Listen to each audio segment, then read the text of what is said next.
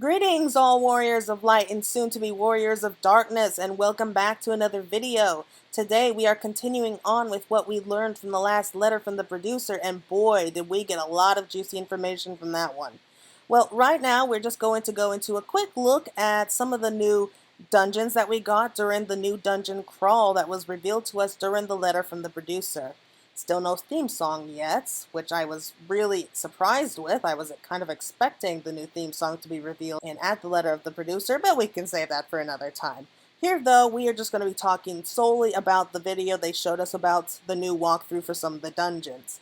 Just a quick look of what we can be expecting, and they did promise us that they are going to be having around 9 dungeons released with the patch day, so a few more than they usually do with the release of an expansion. Not that I'm complaining, I love this idea, and from what we saw so far, they are really going all out with these new dungeons. And they even included a quick walkthrough of one of the dungeons up to the first boss, and we will be talking about that one too. Now, we saw 5 different themes for these dungeons, so far, out of the 9, we have an idea of 5 of them. And we're just going to do a quick discussion about each one that we saw. But we're going to be starting off with the beginning with a dungeon that we saw a great deal of from the launch trailer. Now, this looks to be upon the plains of Kushala, which is just outside Ilmor, if I remember correctly. Now we see it's cast over with that unnatural light, which is kind of left over from the flood. But looking at the ground here, we see that there are wide plains with rich vegetation and thick pine trees. So definitely a logging service I can see somewhere around here. It really seems like would be a good place to live if we didn't have to worry about this, drowning in this light and being attacked by monsters every day. But what can you do? No place is perfect. Now, we did see a lot of this place during the trailer, and we also see fires in the distance, so it looks like that maybe we've come to try to warn the people who live here that the Sin Eaters are about to attack, or maybe even we heard about the attack and we're just running in to try to help. Either way, it just looks like we arrived in the middle of a really bad time. So we're moving back as the trees are burning in the distance, and we see that we have to fight our way out of this forest area first. So I'm guessing that after we make it through this forest area, we fight the first boss, that's when we get out into this wide open plains area and continue on with the fighting. We see some of the flying Sin Eaters, including the Kiribu that we saw from the cinematic version, so those definitely look to be like one of the more common Sin Eaters we're going to be facing, as well as we have these blockades of these giant webs of scorpion-type Sin Eaters and eggs, which are no doubt going to hatch open and spring out and attack as soon as we get too close. Continuing to move back, we see a few of the more angel-like Sin Eaters flying around the Kiribu, as well what looks to be some furry bushes that are blocking the way, and I think it's a safe bet that these are going to have teeth and claws coming after us as soon as they sense us getting too close. Another thing that I noticed is that we have a lot of the purple lavender-like flowers growing around here, which are very similar to the kind that we saw around Lakeland, so I think it might also be possible that we are perhaps between the two areas, and this could be the second place that we end up going to. We do know for a fact that we'll be going to Lakeland first, once we leave Eorzea behind and we go to the World of the First. So I'm guessing that Kusala is probably going to be one of the first few places that we go to after we leave Lakeland and the Crystarium. Perhaps the first dungeon that we are going to be facing is actually through this area. That's just a personal suggestion. But moving back a little bit further, we actually see more of the webs before we get to a much more open shot of the whole area. It would actually be almost considered pretty, I think, if it didn't give off such an urgent feeling that we need to get through here so that we can help these people as soon as possible. We also get a glimpse of this light mist on the ground, perhaps from the Sin Eaters, as we look like we have to travel across almost a marsh-like terrain with the webs. So many webs. In fact, it kind of looks like this is some sort of breeding place for the Sin Eaters. Not entirely sure how that's going to work since, as far as we know, all the Sin Eaters were once people who were caught up in the flood of light, but that's a whole nother discussion video. But I'm guessing that this is definitely an area that the people tend to ignore, and they just try to go about their lives as best they can while trying to stay out of the forest. We also see a few more of the Kiribu Sin Eaters flying about, and it doesn't look to me like this particular caribou is a boss, but it definitely looks like it was part of the mobs, which means that we're probably going to be seeing these caribou quite often. Changing scenes to when we leave the forest, we have what look to be farmlands where people have settled down. They have like these tiny farms and what looks like just a small, simple settlement that has been built up. In fact, it really looks like it probably could be considered a charming place to live, if it wasn't on fire and being attacked right now. We see these giant rolls of hay, we see some farm animals, but soon we notice that the smoke is rising from these buildings. We see bodies of slain people scattered about while we have more sin eaters stalking the area, looking for anyone who's still alive. Changing to another part, we see more fires and we see bodies lying about until we realize that it's an entire town that's been under attack. So I do think that this is going to be one of the earlier dungeons that we're going to be fighting our way through. Now, I would be a little bit surprised if it turns out that this is not the first dungeon that we're going to be facing in Shadowbringers, mostly because of all the scenes that we got from it in the launch trailer. But if it turns out that it's not the first, I'd be comfortable betting that it's probably the second dungeon that we're going to be facing. That's just a guess. Right, so we're moving on to the next dungeon, and it definitely takes place mostly underground. And it has been stated in the lore that a lot of people tend to kind of disappear under the ground in a desperate attempt to escape the light. And we really haven't had one of these underground dungeons for a while now that I think of it. Anyway, this looks like it was part of an underground mine. And to be honest, it reminds me a little bit of the Copperbell mines. Going through like these bars here, we see that this place was inhabited at one point, but it was abandoned in what looked like a great hurry. There's a bar area for where miners probably would go after a long day's work. We even see that there are goblets set up on the counter as if the inhabitants were in the middle of a drink before something caused them to run out and not even bother to stay long enough to gather their supplies. Going back out, we see that the workers haven't abandoned this place. Other creatures have begun to move in. We see a couple of sin eaters walking around, as well as these red-eyed gremlin creatures. I can't say for sure if these are sin eaters. I mean, it does look like it, but I do hope that they say that they aren't, just for a little bit more variety. Moving around, we see that the halls are still lit with torches, and we see the tracks on the ground where they probably had mine carts pushing back and forth all day long.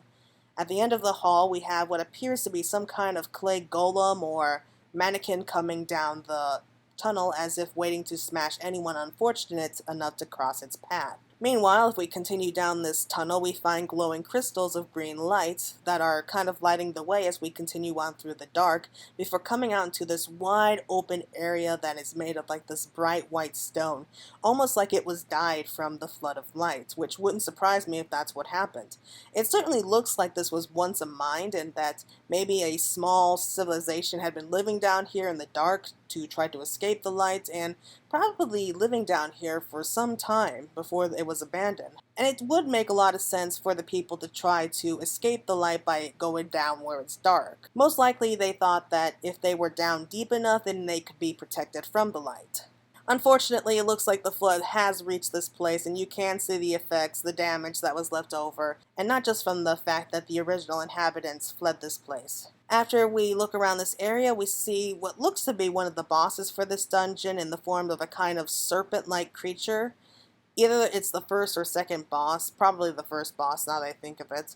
And we see it trying to stick more to the darker side, trying to get away from the carved entrances where this bright light is shining through. And we get another look at this opening in the ceiling, which is probably the entrance to the upper worlds and the lights just breaking through. In fact, this place appears to now resemble some old ruins when we look at it this way. After spinning around, it gives the impression that the ruins were here first, that they were around probably a long time ago, and the inhabitants try to take advantage of it by moving in and creating this underground society. We see all manner of mining equipment and other machines stacked up around this chasm while the flood of light continues to shine in from above. Now, exactly where we are in one of the new areas, at first I thought that maybe it was Yomor, and this is kind of part of the underground dungeon to where Minfilia was being kept. And however, after getting another quick look around, I'm willing to say that it looks to be part of Amnarang, or at least part of the area. I don't think that it's directly underneath the city of Amnarang, but I think it's kind of like the Temple of Karn that we have in Thanalan back in Eorzea. It was once part of some ancient ruins, and when the Flood of Light came in, especially since Anak is like right at the very brink of where the Flood of Light stopped, of course they are going to want to flee from it, and they go someplace that they feel would be much safer. And perhaps they weren't able to leave the desert completely, so it would make perfect sense that they would try to take advantage of these old ruins. Alright, so the next dungeon is by far my favorite out of the ones from this little video here, and there's just no doubt in my mind that it's taking place within Ilmeg. We end up stepping through kind of like this bubble-like portal, which can only be described as an enchanted garden, almost like we stepped into a dream world or a fairyland. And the sky here is what really caught my attention, because it doesn't look like the Flood of Light has touched this place. We actually see that it's kind of dark. We have this enchanted feeling. We have these giant flowers, these pools of water, and then suddenly the light changes and we end up leaving this enchanted realm as we go back out into the land of Ilmeg. Now looking here, we end up seeing what we're going to discover is actually the location of where the first boss battle is. And we'll talk more about that in a moment. But after we beat the boss level, we see that the entire area changes. We see that the entire area ends up changing. We see this entire, almost like this glamour just disappears, and suddenly we are back into like this wide open foresty area. We see like these giant monsters that actually have plants growing out of their heads as we end up stepping through this forest, and it kind of looks like part of the Great Wood. So I would not at all be surprised if it turns out that we are kind of between the two zones right now. Moving on, we come across what looks to be a palace. Now this is not the same palace that we saw in Ilmeg in the previous videos, so where exactly this is I'm not entirely sure. Especially since, looking at the sky once again, it does not look like the Flood of Light has touched the sky here. But we see that we are on the edge of a giant lake. We see what looks to be this palace on top of the water on the other shore, and a giant spout of water is just rising up out of the ground, like through this palace-like area. So after we end up fighting some more monsters, I'm guessing that once we end up reaching kind of like the bank of the river, then we get some kind of bridge rising up which will allow us to cross, perhaps a few more monsters to fight before we step inside. And the first thing we see is more water. This entire area is just filled with water, and almost like it's a giant fountain. Definitely a very beautiful place, a very ethereal, calming place. And this isn't the same place that we saw before where we fought against Titania. This definitely looks a lot more like we're kind of flitting both in and out of fairy world, almost like we are going through a dream world. In fact, it really wouldn't surprise me if that's the case, that maybe the pixies kind of put us under some kind of spell, we fall asleep, and they kind of guide us through like this dreamlike state as they're testing us. And the only way out is to try to get through this palace. Either we're trying to find our way through this palace to get out of fairyland, or we're trying to break our way through to Ilmeg. Right, so we have two more dungeons to look at, and this next one definitely has a Temple of Karn feeling from it, but I don't think that it's taking place in Anak. It kind of has an almost Aztec feel to it as well. We see these beautifully intricated carvings on the walls, what look to be like animals. We see these steps, we see these creatures moving about, which kind of resemble void synths, but maybe more like some sort of ancient creatures that were left behind to guard this place. Yeah, and once you really look at some of the outfits, it definitely appears to be some kind of defense mechanism that kind of fit in with the area. So moving through here, we see like these tall, square-like pillars that kind of remind me a little bit of the Mines of Moria. Now, the first thing that drew my attention was this square cube, and I think I know what it is. I believe that we are somewhere below the Raptika Greatwood. Now, in the lore, it's been stated that they had an advanced magical civilization known as the Ronkan Empire. and we will be seeing the ruins of this once grand city. And it kind of makes me wonder if the people here were kind of like those from the city of Mach or Amtapur, or at least on those levels, at least from what I see here. They definitely left behind magical defenses, which explains what those creatures were that we saw before. But this square device here really makes me think of some of the nodes that we've seen around Alagun ruins, which means that it's probably here patrolling this area which was left behind when the city fell some time ago. We end up passing through these caverns, which are filled with water. And this particular scene caught my attention, not because of the winged creature that's waiting for us. What draws my attention are the cave drawings that we have on the wall. We see the remains of what was left behind here, like some 100,000 years ago or something. Now, we don't have places like this in Eorzea because most such places were destroyed during the calamities that we've had. This place doesn't seem to have had those exact same calamities, and so a lot of it ends up surviving. We have a lot of ruins that look mostly intact. We have images painted on the wall that look like we had a city that was on fire. We have the images of what look to be Hydaelyn and Zodiark. And it definitely looks like the same place that we saw in the trailer. So I'm betting that we are going to be getting a lot of lore dropped on our heads. Exactly about the nature of Zodiark and Hydaelyn, like perhaps what they are and what really happened all those years ago.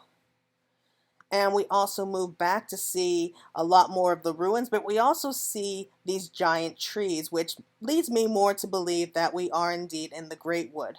We see a flock of these bright red birds as we look to see how nature is slowly taking over. We see that these roots are kind of growing around these ruins, and we get our first real look of like these giant trees as we climb out of the dark and back into like this flood of light, which is right above our heads.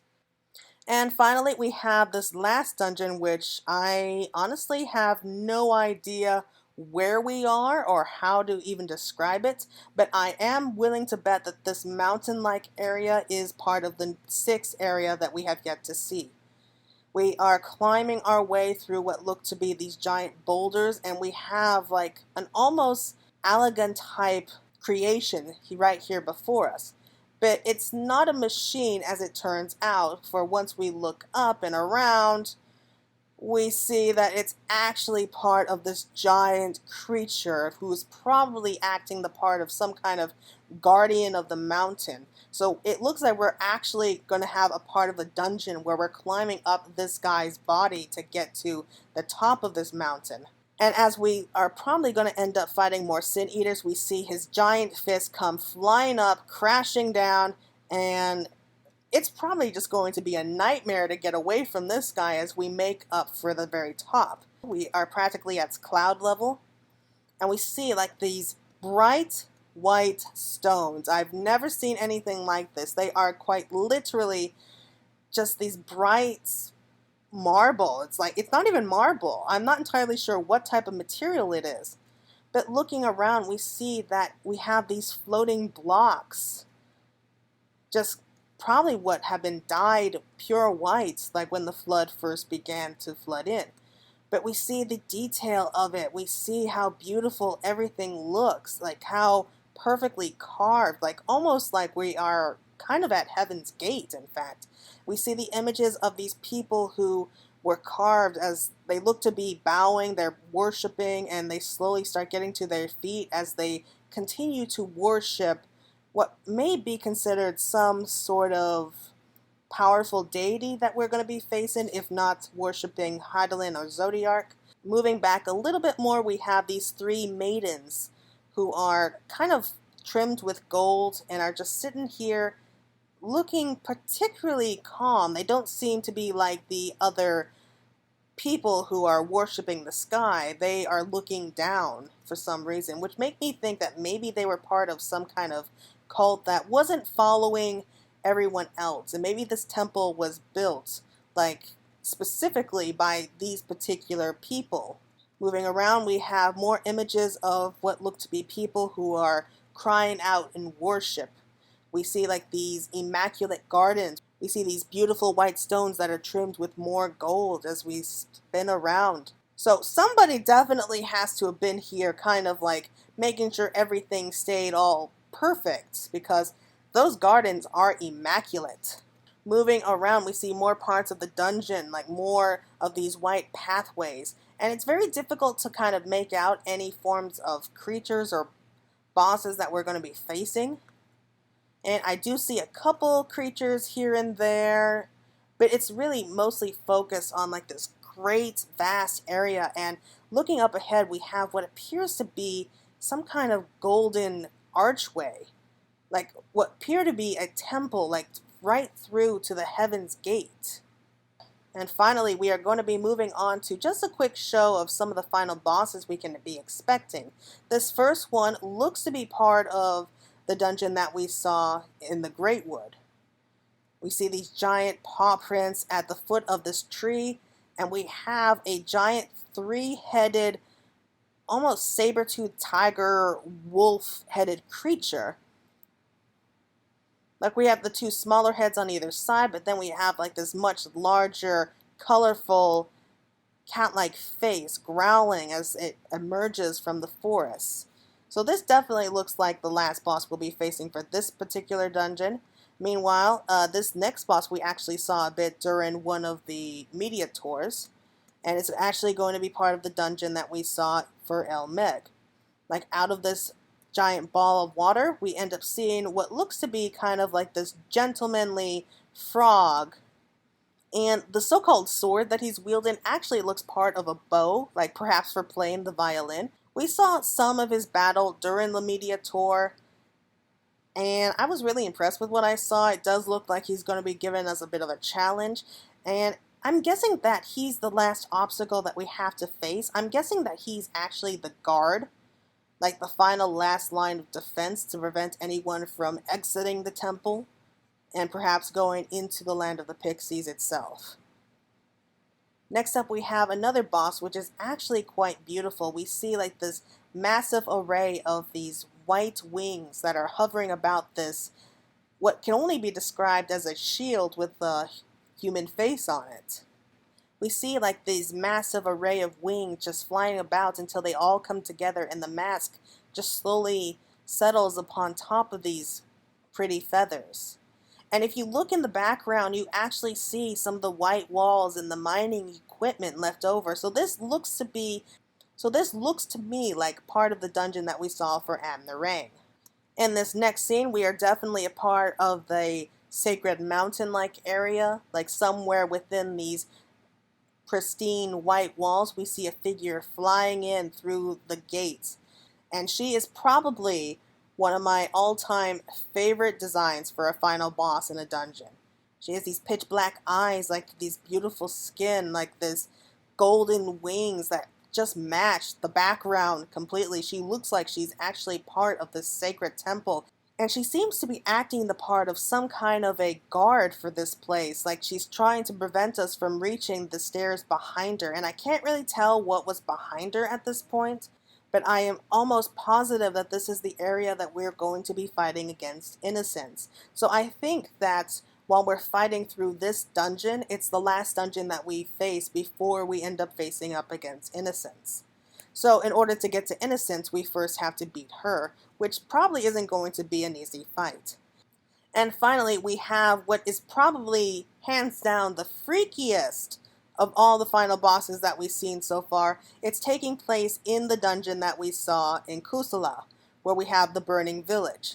And this guy, oh my god, he is just so freaky. I don't even know how to describe him, except like a melted mass of limbs and a giant tongue. Like, there really is no proper way you can really describe this guy. I mean, he has like that enormous alligator tail. He has those large, giant claw-like legs that he's kind of just nestled on. And then we have the torso with these white wings, these claw-like hands, not even a face. Like, he has just like a giant mouth with like blind eyes and this giant tongue that just hangs out everywhere. as these thick chains just kind of float about him. So his design is by far the freakiest that I've seen with the Sin Eaters. But I'm guessing that the attack on this village is not going to stop unless we take out the head honcho. Alright, so here we have part of the walkthrough for one of the dungeons in Shadowbringers that they were kind enough to reveal to us during the last letter from the producer. And as you can see, we end up walking through some sort of portal into what looks to be kind of like an enchanted garden.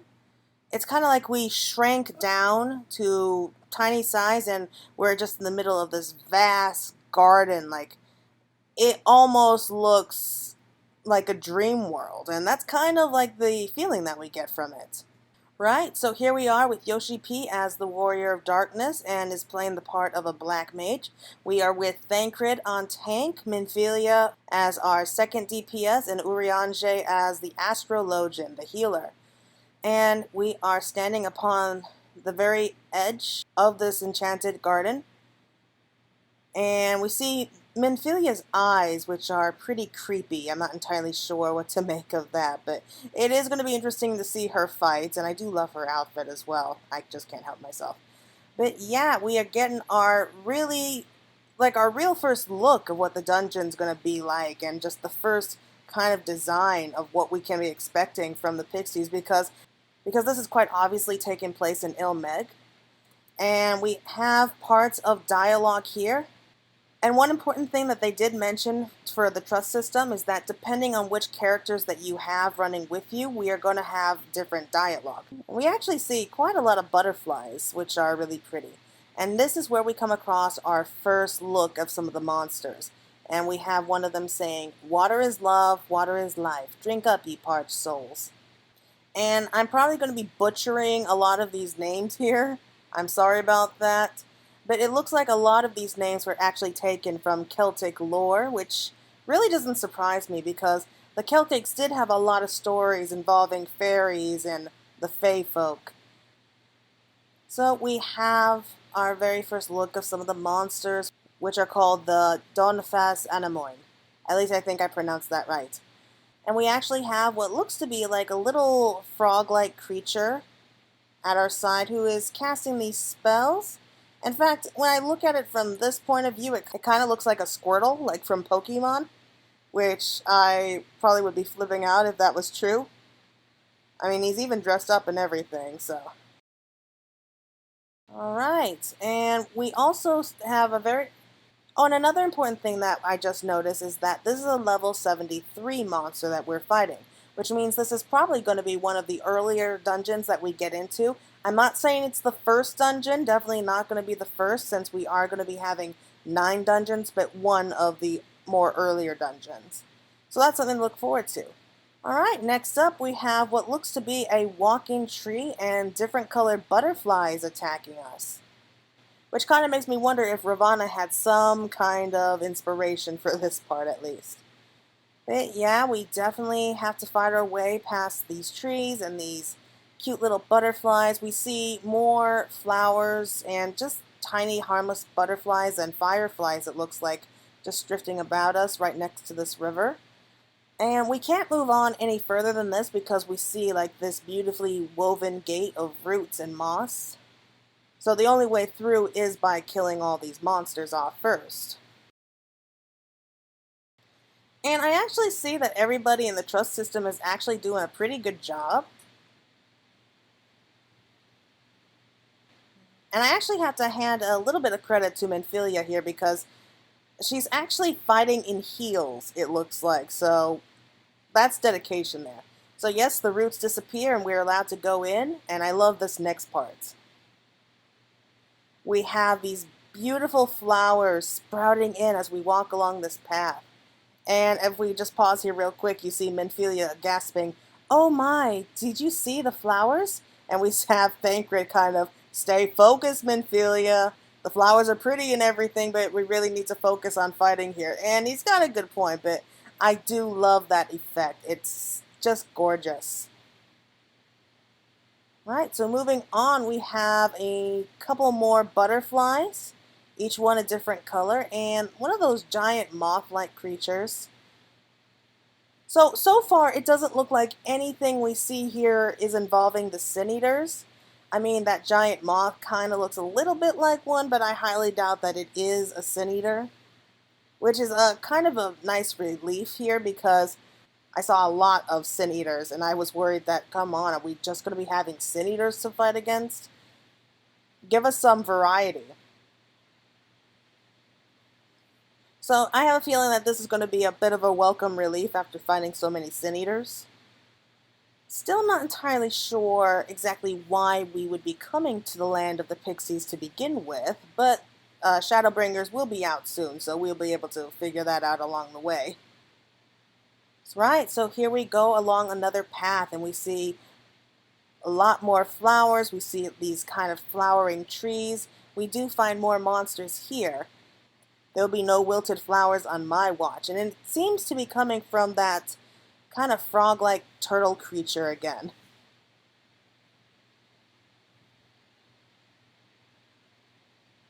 So this definitely seems to be kind of like an out-of-pocket little area specifically created by the Fae. I mean, if we look to the sky, we actually see that there's kind of hung over, it's kind of clouded over. So it seems like the flood of lights hasn't touched this place. I mean, there's definitely some kind of damage left over from the flood, but it seems like the Pixies have found a way to kind of stay away from the rest of the world and remain safe, away from the flood of light, the Sin Eaters, and everything that's happening in the outside world, which I give kudos to them. And of course, it's going to make sense that they don't want people like us coming in and kind of messing it up for them. Yet I also noticed so far we don't seem to be seeing any pixies. So this definitely seems to be a much more along the lines of a trial, that the pixies are kind of testing us and probably watching from a safe distance as we fight our way through.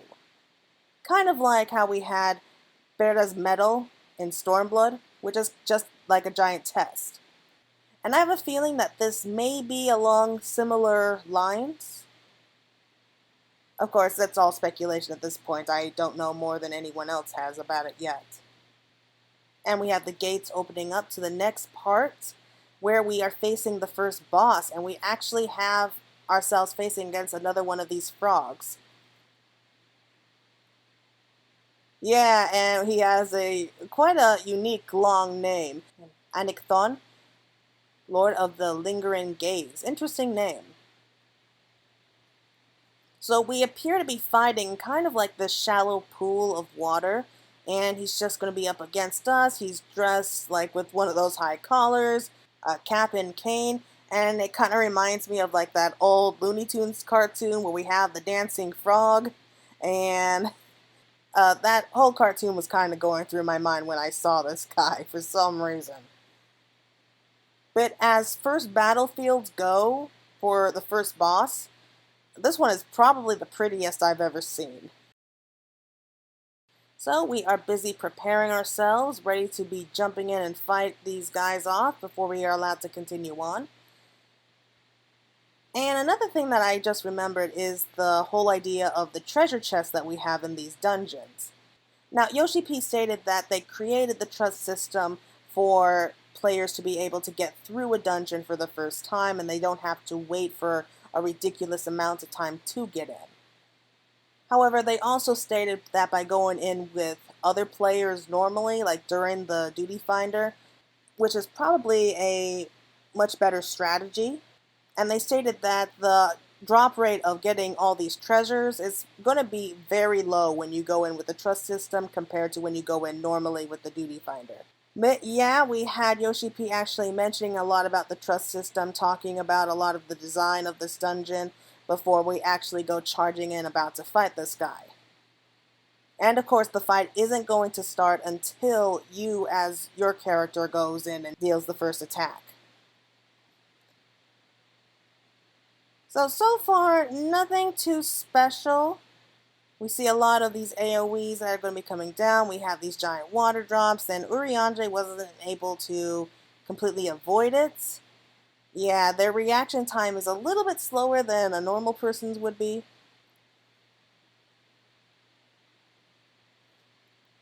So here are some of the mechanics for this fight. We see these giant water geysers pumping out every once in a while, and you get blasted off your feet if you get hit by them.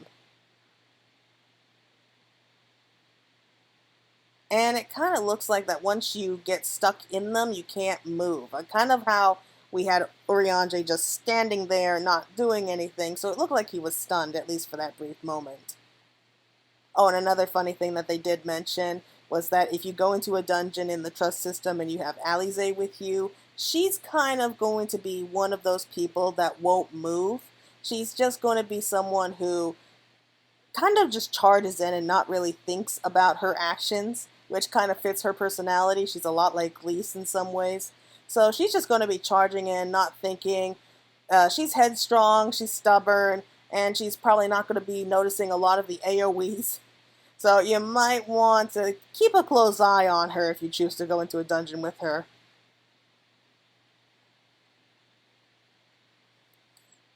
So we have a few more of the mechanics here with this giant frog. I'm just going to be calling him the giant frog because I can't be bothered to pronounce his full name and title. But we do see him starting to recycle a lot of the bits and pieces. And it's really just trying to avoid these water geysers. That's probably going to be the biggest thing that you need to worry about. But we've already got him more than halfway down. So it's not going to be too much longer before they bring this guy down completely. So I have a funny feeling that out of all the dungeons that these guys created, this particular dungeon is probably one of their favorites. And I don't know, they just seem particularly proud of everything that they designed for Ilmed, the land of the pixies. And you can't really blame them. I mean, if the pictures alone are what we have to go by, kind of what we can be expecting, then they have every reason to be proud of it. But they almost did bring this giant frog guy down. And yeah, that was it. So that's just the basic idea of the fight for this first dungeon, which I'm really looking forward to. Probably the #1 dungeon that I am most anxious to see.